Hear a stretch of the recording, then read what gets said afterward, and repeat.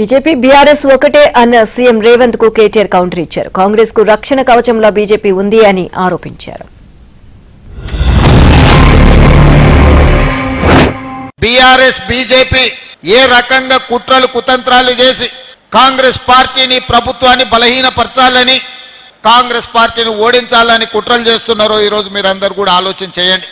నేను అడుగుతున్న బీఆర్ఎస్ నాయకులను అసలు మీరు ఏ అభ్యర్థికి ఓటేయమని చెప్తున్నారో మొట్టమొదట మీరు తెలంగాణ ప్రజలకు చెప్పండి. ఇవాళ 2025 ఫిబ్రవరి శాసనమండలి ఎన్నికల్లో మీకు ఎన్నికల బరిలో దించడానికి అభ్యర్థే దొరకలేదు. ఈరోజు ఎన్నికల పోటీలో నిలబడని రాజకీయ పార్టీ ప్రధాన ప్రతిపక్షం అని చెప్పుకునే బీఆర్ఎస్ ఇవాళ మీకు రాజకీయ పార్టీగా చెప్పుకోవడానికి మీకు అర్హత ఉన్నదా అని నేను అడుగుతున్నా.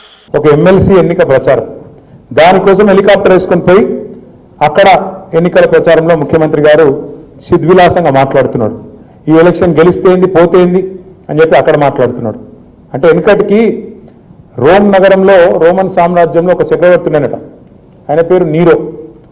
రోమ్ నగరం అంటుకొని తగలబడిపోతుంటే ఆయన మాత్రం ఫిడేల్ వాయించుకుంటూ కూర్చున్నాడట. రేవంత్ రెడ్డి గారి కథ కూడా గట్లే ఉన్నది. ఎందుకంటే ఇక్కడ 7 రైతుల ఆత్మహత్య 48 గంటల్లో 8 మంది కూలీలు ముఖ్యమంత్రి గారి సొంత జిల్లాలో అక్కడ సొరంగంలో ఇరుక్కొని పోయి ఉన్నారు. ఇదేది సోయలేదు ఆయనకు. ఆయన మాత్రం ఆయన పాటికి ఆయన ఇవాళ చక్కర్లు కొడుతూ గాలి మోటార్లు తిరుగుతూ గాలి మాటలు చెప్తూ ఇలా రేవంత్ రెడ్డికి రక్షణ కవచంలా ఉన్నది ఎవరో కాదు బీజేపీ. మరి ఇవాళ ఎస్ఎల్బీసీల టన్నల్ కూలి దాదాపు 72 గంటలు అవుతాను. ఎందుకో రాడు, మరి ఎన్డీఎస్ఏ రాదు, ఏ బీజేపీ వాడు మాట్లాడాడు, ఎవరి నోరు పెగులుతలేదు. కిషన్ రెడ్డి మాట్లాడాడు, బండి సంజయ్ అన్నాడు.